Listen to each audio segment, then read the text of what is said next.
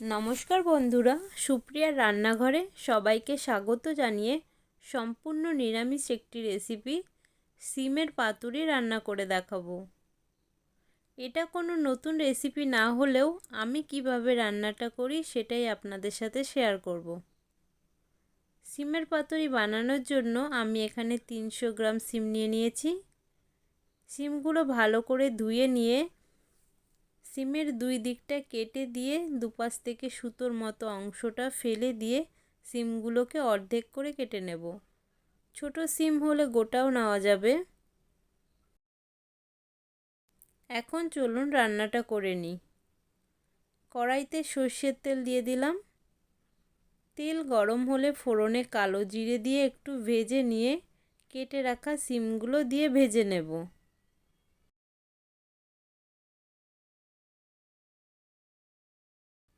সিম ভাজতে ভাজতে আমি একটা মশলা তৈরি করে নেব।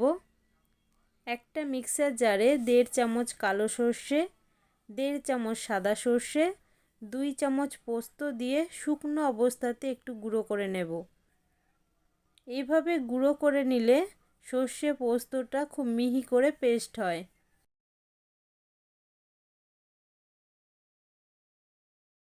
এবার এর মধ্যে কাঁচা লঙ্কা, নুন আর জল দিয়ে পেস্ট তৈরি করে নেব। সর্ষের সাথে নুন আর কাঁচা লঙ্কা দিয়ে পেস্ট করলে সর্ষেটা তেতো হয় না। সিমগুলোকে একটু ভেজে নেওয়ার পর নুন আর হলুদ দিয়ে দিচ্ছি। তারপর আবারও ভালোভাবে সিমগুলো ভেজে নেব। সিম ভাজা হয়ে গেলে সর্ষে আর পোস্তর পেস্টটা দিয়ে দিচ্ছি। ভালোভাবে মিশিয়ে নিয়ে 2-3 মিনিট ধরে একটু কষিয়ে নেব। খুব বেশিক্ষণ ধরে কষানোর দরকার নেই, বেশিক্ষণ ধরে কষলে সর্ষেটা তেতো হয়ে যায়।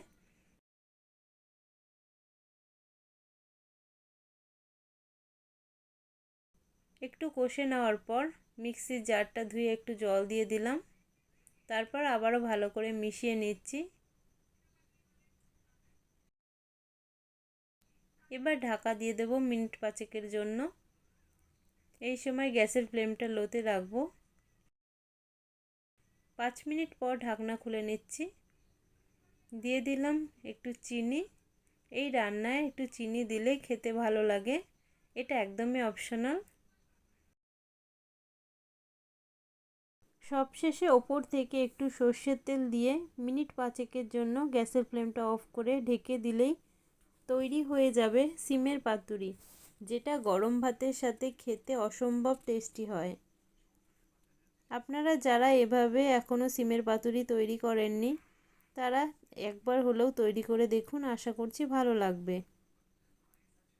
রেসিপিটি দেখার জন্য ধন্যবাদ। আর আপনাদের কেমন লাগলো রেসিপিটি কমেন্ট করে জানাবেন প্লিজ। ভালো লেগে থাকলে লাইক এবং শেয়ার করার অনুরোধ রইল। নমস্কার বন্ধুরা, ভালো থাকবেন, সুস্থ থাকবেন।